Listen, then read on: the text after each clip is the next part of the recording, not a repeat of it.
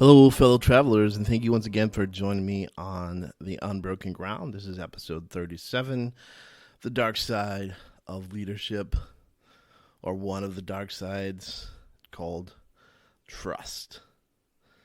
Continue talking about leadership and ideas behind that. And this week, we're going to work through the difficulties of trust and broken trust, and why leadership has so much to do with that.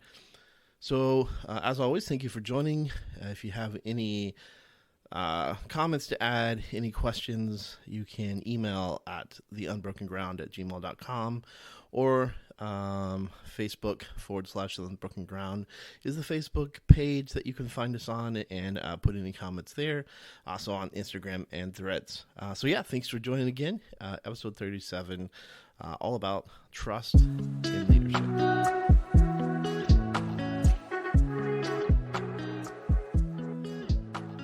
So one of the team building games that I love playing when I was working for camp, which team building is just a broad term for outdoor education, group dynamics, low ropes, all these things. Those are all the terms that we use for team building. And the idea is that we play games that have goals, so that a team can go through the stages of norming, forming, storming, forming, norming, all those things of how a team forms and works together. And so we kind of have a microcosm of games that we play that kind of brings out one or two aspects of what it means to work in a team.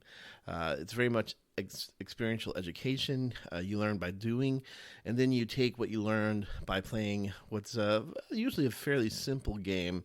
You take what you learn and see from how you work through the challenges of that game with your team and how other people do. You take that and you kind of hopefully take that back and evaluate how you might do, how you might react and live in a very similar situation in life. We come up with a game, we give you the rules, and the limitations, they point back to aspects of life, and so it's a great tool to kind of, not in the heat of the moment of some major life-changing thing, but rather just a simulated stressor, or not even very stressed, sometimes just a simulated challenge.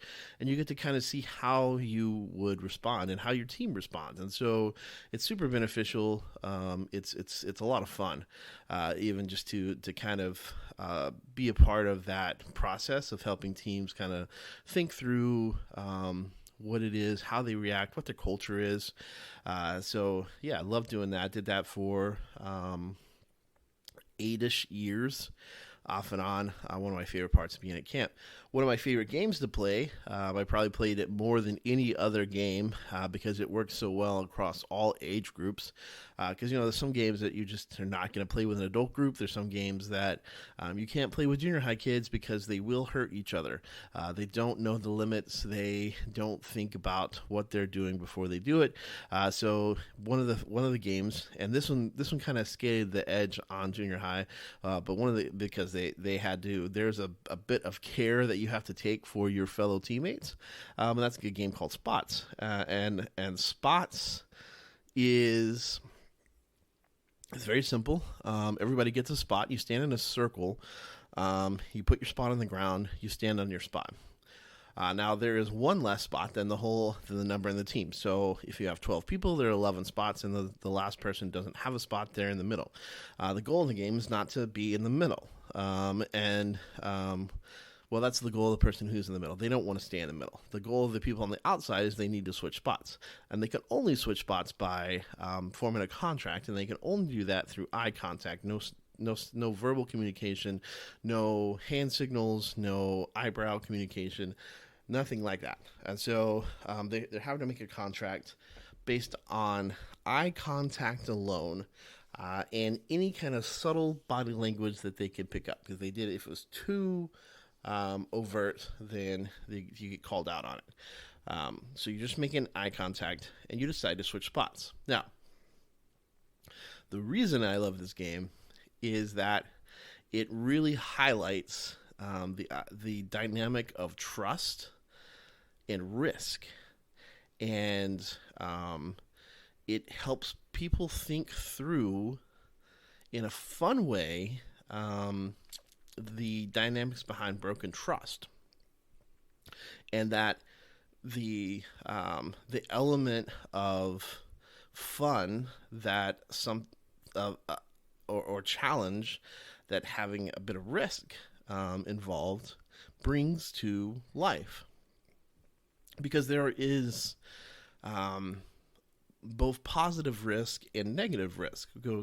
So, if you're working with kids, you talk about the idea that there's positive risk of trying something new.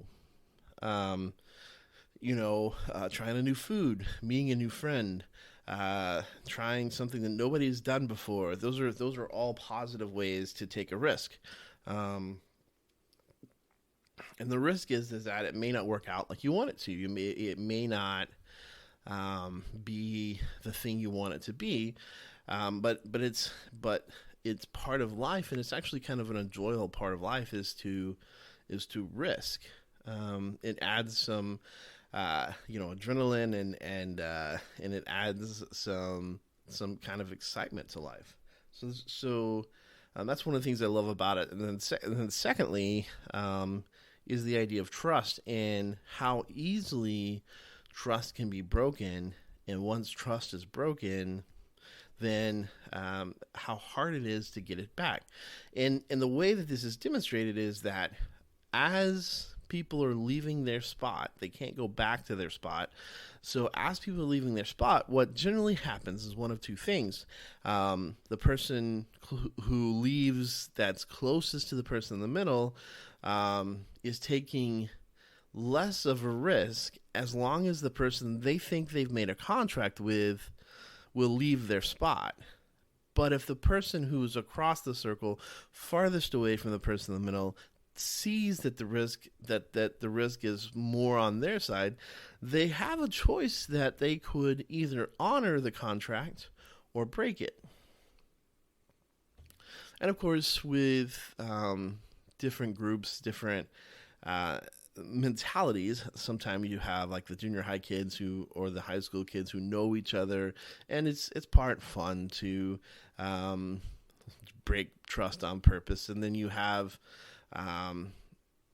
so you'll have a culprit in the group that simply by volume will still get switches, but he'll eventually, or she will eventually develop a reputation to not to use that word too broadly or lightly in this, but it'll be known. Oh, this person is not to be trusted.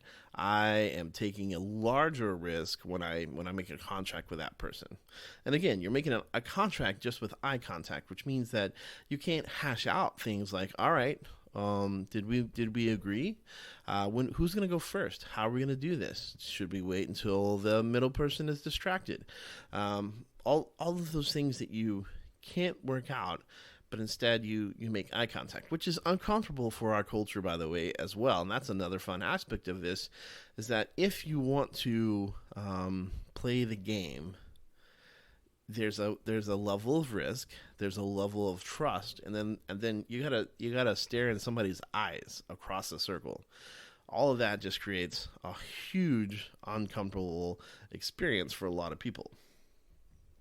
So, but I love it because it is a fun way, especially for kids, but for adults too, to think through the idea of trust and why trust is so important. And I think as a leadership characteristic, it is one of the most important. Can I trust you as a leader? There's always a risk. There's always a risk when following somebody, because you are giving up that level of independence and you're having to make an evaluation and decide what you're going to do because you are trusting another person. And one of the things that I like to highlight in the game is certainly the idea, talking with teens or even adults, just how easy it is to lose trust. And once that trust is lost, it is very hard to get back. And there's a couple of reasons for that. So let's think through that as a leader, why that is. So trust, I think there's probably lots of reasons why we trust leaders, but these three come to mind. One is that we trust people who are in positions of authority, because that's what we've culturally, for the most part, and societally dictated. It just helps us to avoid a unending mass of chaos by saying that if someone is in a position of authority, then we find them at least on the surface to be trustworthy. Someone has, and so because someone has made that declaration that this person is trustworthy, we've put them in a position of authority, then we generally are going to have a general acceptance that they know what they're doing. So that's one thing. There is a level of trust that gets conferred by your position. So the pastor of the community or the church that's in the community, the school teacher, the principal, the CEO, we tend to, if we know nothing else about them, we make a decision on whether to trust leaders, at least initially based on their position. And this is good and bad, right? It allows culture to function. It allows us to continue to move forward, but it's the lowest form of a bond of trust that there is, because we're not really trusting the person, we're trusting the position, and so that is, as far as like exerting influence. It really depends on the person. Some people are much more compliant, that just because you have authority, they listen to it. So that's the first one. We'll come back to that in a second. Second one is we trust people who have knowledge.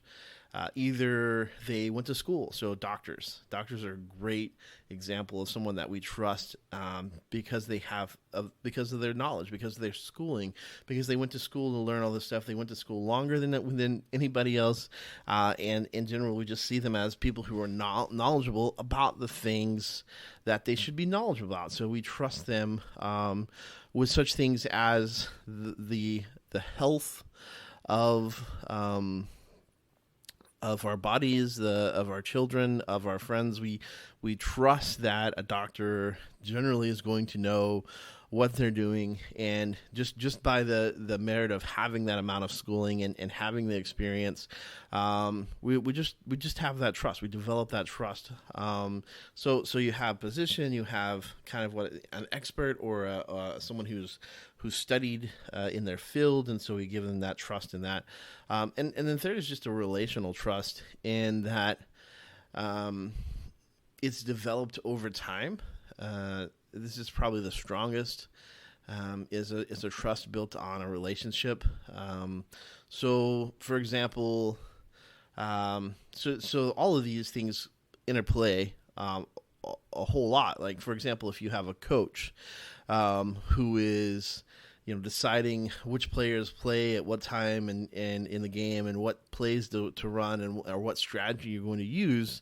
If you spent a long time with that coach, you develop a feel, but also just a trust in that person because of the history you have together, because of the relationship you have, and so. again, these are are not the only ways that trust is built, but I think those are some of the three major ones. I think the dark sides or the downsides of this is that, um, with authority, because it's so positional based, it's easy to abuse, but it's also easy to allow ourselves to be manipulated. And because we tend to have a default setting in us that says that, oh, the person in charge is saying this, then I guess I'm going to listen. I'm going to trust that. There is, I think in the Bible, Paul, not I think in the Bible, but in the Bible talks about the Bereans and how they heard Paul's word that he spoke. They heard his sermons, and they didn't just accept them and be like, all right, cool. Paul is obviously a very strong, prominent leader. We should just trust whatever he says. Instead, they went back and they studied the word. It says that they went back and they themselves went back to study the word to figure out what's going on. They didn't allow just that they had position to say, oh, well, if Paul, who is this the last apostle, if you will, the guy who Jesus calls out in this magnificent way, none of that is convincing to them, because they want to know that Paul, who's a human, even one who is being directed by the Holy Spirit, still human, they want to know that what he is saying lines up with what God would say. And so they go back to the Word. So they study it. And Paul is not offended by this. He's not offended by what some might see as a lack of trust. Rather, he cheers it on. He goes, yeah. Because, and partly because, honestly, Paul was like, yeah, I want to be, if I'm saying something that's not aligning with Scripture, you got to let me know. We got to have that conversation. But on the other side, as a leader, as someone who was a Pharisee who knew, the Old Testament forwards and backwards and had spent a lot of time debating and discussing what it meant to follow Christ, he also was like, yeah, go back and test and see what I'm saying is true, because that consistency. So his position of authority opened the door, but the consistency of matching up with what the Word of God says and what the message that he's saying, reinforces then a bond of trust, and it becomes a much stronger bond than just his position of authority. But now he has established himself as an expert. Go back, he says to the Bereans. Go back and check for yourself. I want you to. Because then you'll see that what I'm saying matches up. Or it doesn't. But when you see that it does, it begins to create that, oh yeah, he's got a position of authority. He's a church planner. He's called an apostle. But what he says is it lines up with Scripture. That's even more important than just this title that somebody maybe has given him. Although, as we know in the Bible that it was God who gave him those things. It was God's calling. But it's hard for us to see that. The Bible writes the story. We can read that, so that's how we know about Paul. But it's hard to see other people's hearts. And so the dark side of authority is that it's easily abused, and it is one of the areas that things like cult leaders use. They abuse that trust. They make themselves into being special authorities on something. They have a special word. They have a special insight, and people flock to that.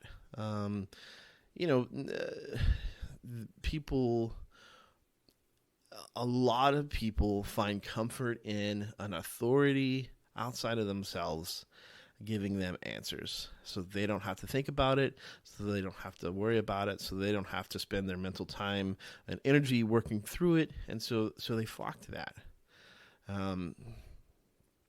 I think one of the reasons that another dark side of trust is it's another one of the reasons that media has gotten so bad in that we've lost that trust.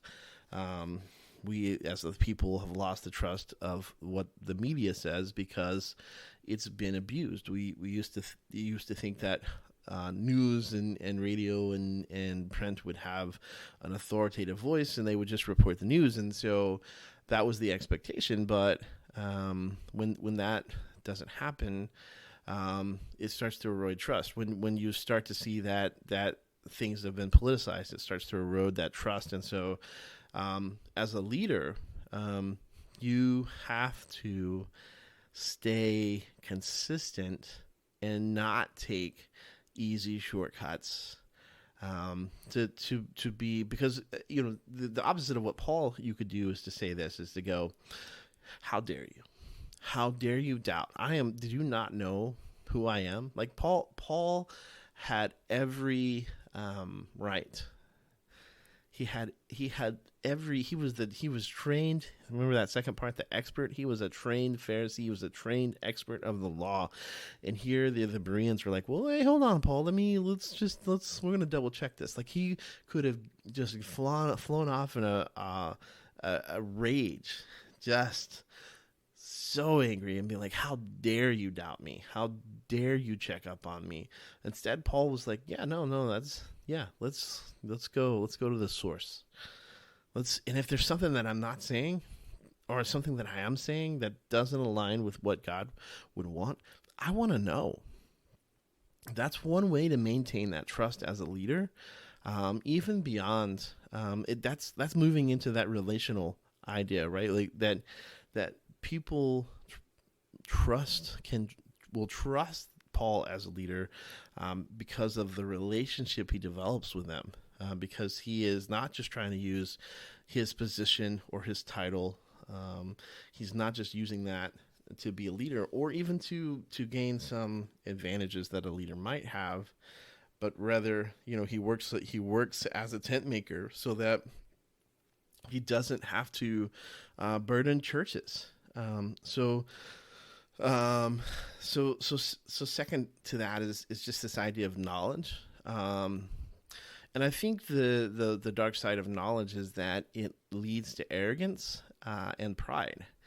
And those are downfalls for people, and specifically they're downfalls for leaders. And we have to be very careful that we don't allow those to build up in us. And I think that the idea of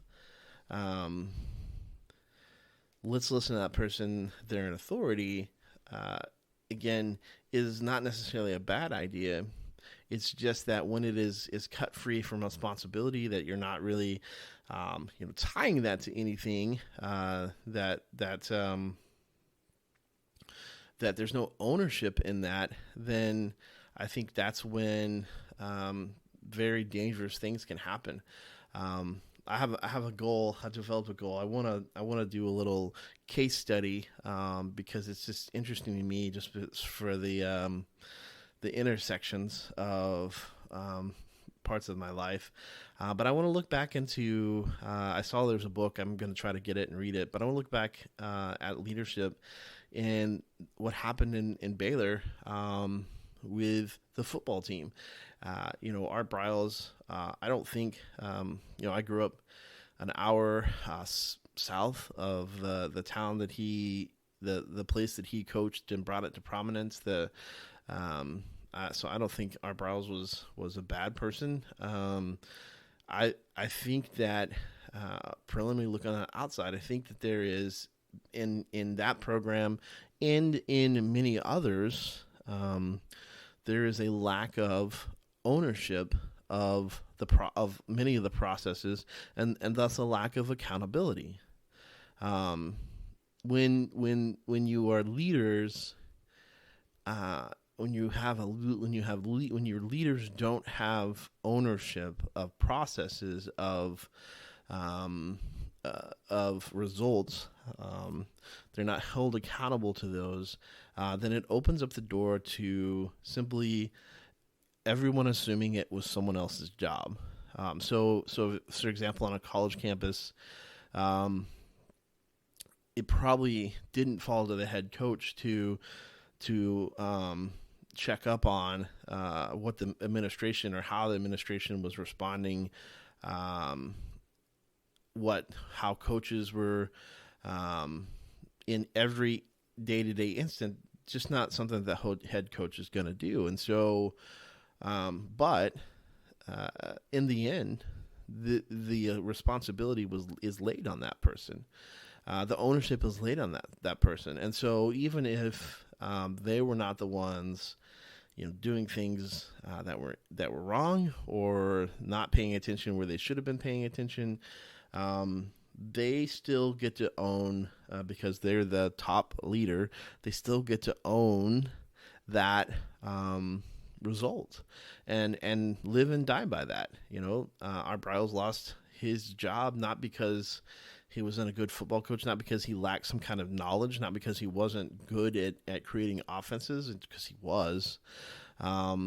He lost his job because he was overseeing not a relationship, but an organization, a coaching staff, and was involved with a process in the athletic department. And again, I don't know how involved, but that ended up blowing up in their face, and rightfully so. But he lost his job because I'm hypothesizing at this point, so I haven't studied it too hard, but that he lost it because there was no ownership and accountability. Whose job was it? And in the end, unfortunately for people who are at the top of the food chain of leadership, ultimately it's your job. Ultimately, the ownership and the accountability are laid at your feet. And so you have to realize that as much as someone can be a subject matter as expert, that as much as they can know things, as much as they can have the knowledge, as a leader, they also have to be willing to accept the ownership of what all that means. The more you know, from my early childhood, or the Spider-Man mantra, with great power comes great responsibility. And so the more authority you have, the more responsibility you have, and also the easier it is to abuse trust. And so there's a whole lot of, like I say, I'd like to make a case study of that. I'd like to look into it just to learn a little bit more about leadership, because I think there's the failings of leadership there. But at least some of that is that there was just no accountability and ownership of several processes, of several incidents, of several things down the line that eventually cost the head coach their job. Not because they were bad at coaching football, but because they were not good leaders. Not trustworthy. At the end of the day, after all the things that happened, they just weren't trustworthy any longer. You couldn't trust them. And when you have broken trust, you have broken relationship. And that's why I think the third thing is just this trust built on a relationship. And there's this, and one of the things that happens when you have trust built on a relationship is there's a consistency that happens because of the integrity of the individuals that says that they do what they're going to. They are going to do what they say they're going to do, and it's proved out time over time, again and again and again. And so when that type of trust, that it's a very deep trust, it's very that's a level of trust that gets into the soul even. When that type of trust is broken, it is devastating. Thinking back to the Spots game, what happens when you break trust is that you enter brokenness into the relationship. And when leadership is based on a relationship, which is going to happen because and 9 times out of 10, you're going to have some kind of relational leadership with the people in your company or your church or your family. You're going to have some leadership that's based upon this relationship. And when that breaks, then what happens is you create a break in the relationship. You create brokenness. The brokenness of humanity enters in, and that can be very devastating and hard, and can hurt. And I think that's the dark side of, again, that's another one of the dark sides of the leadership of trust, is that the risk of trusting someone is that you open yourself up for the possibility of being hurt by that person. And possibly massively injured, your relationship broken because of the level of trust that can be broken when you give deeply into a relationship of trust. It can be broken, and I think that's where I struggle so much when thinking about manipulation as leadership. Like, it's such a negative term to think of leadership as manipulation, but or compliance. Because often manipulation seems. I'm not closing the door on using some tricks to understanding how people think and how to get more people to do what you want them to do. Which even just feels a little greasy just saying it like that, but that's at least somewhat of what leadership is getting people organized, even for their own good, to do things they wouldn't normally do. But the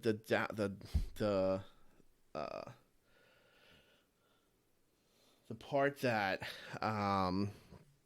gets a little bit, for me, a little bit difficult is to think that there are some basically mind tricks that you can play. There are influential things that you can do, but I think what the reason that I don't like them, or that they cause me to have a pause every time I hear about them, is that there is this ability of breaking trust. Because if you use them, then people find out.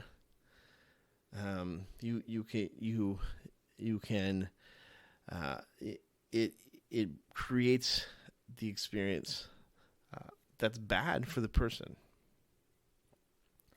So for example, because that's super vague. For example, if you get, I'm reading through a book called Influence, and there's a story that's told about the Watergate break-in, and one of the reasons it happened, phenomenally bad idea, phenomenally bad. One of the reasons that it happened, and nobody thought to really speak up and say, "Hey, we shouldn't do this," is that the person who presented the idea presented a even worse idea first. And when he came back and they said, "Well, we can't do your first idea," he countered with an offer that was, "Let's break into the office in the Watergate Hotel."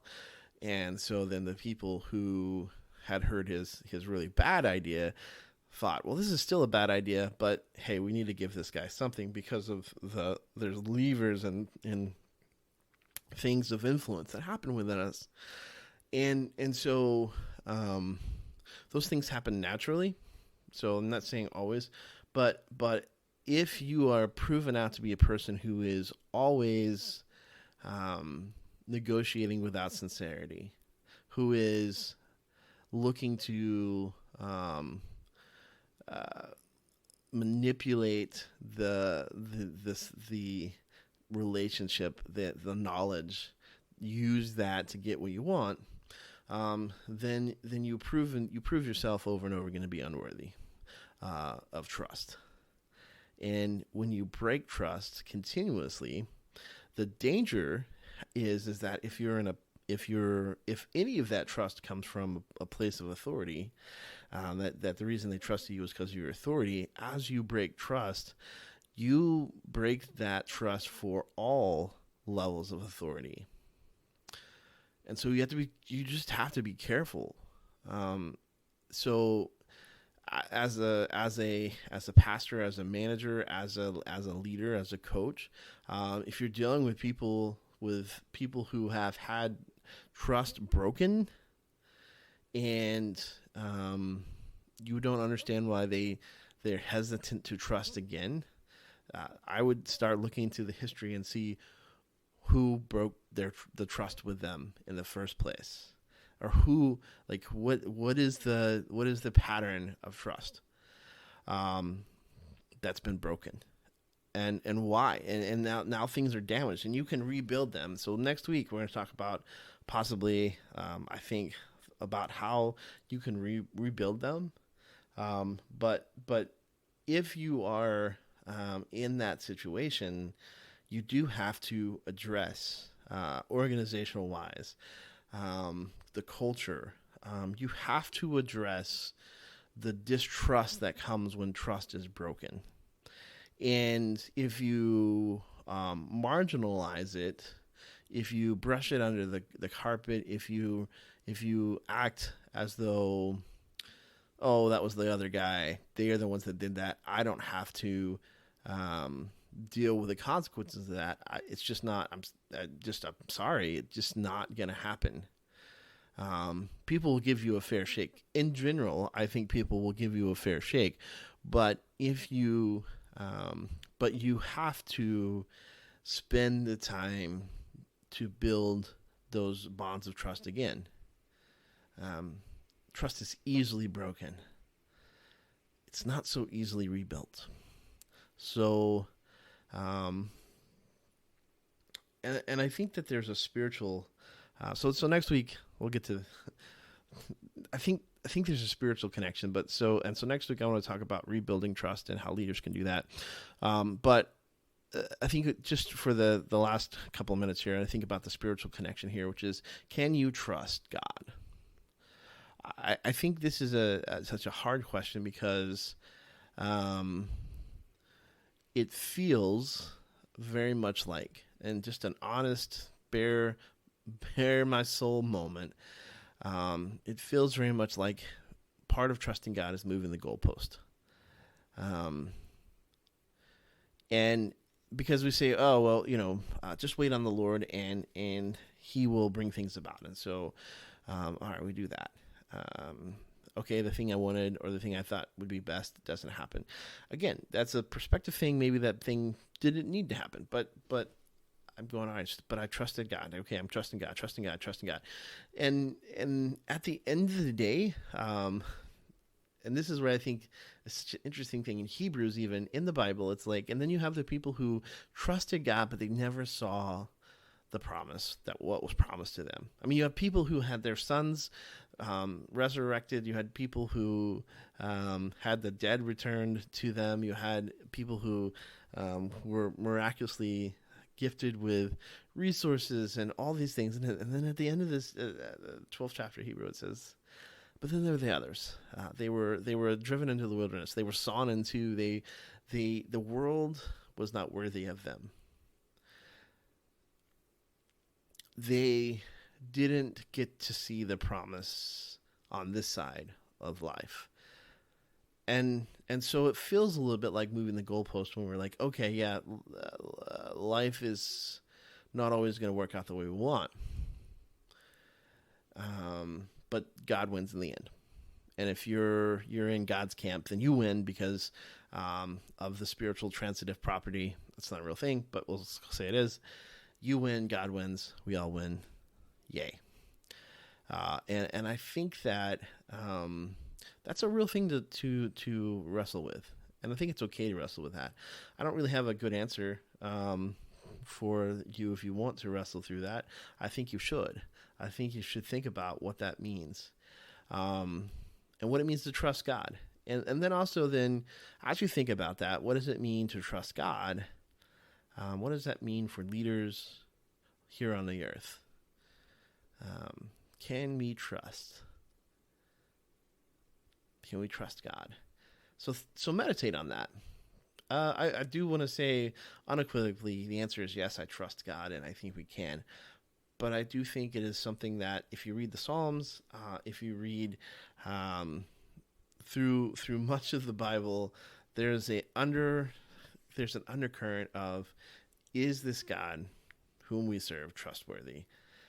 And you have to taste and see. You have to test and find out. You have to try before you can find that answer. So that's the challenge this week. Where is it God's calling you to learn, to see, to experience trust, to trust God, to taste and see that he is good, to know that he is the good Father, to know that in your life in a way that you can't deny. So there you go, praying for you this week. Meditate on trust. Let me know if God tells you anything, or if you learn anything. Hope you have a great week. See you next week.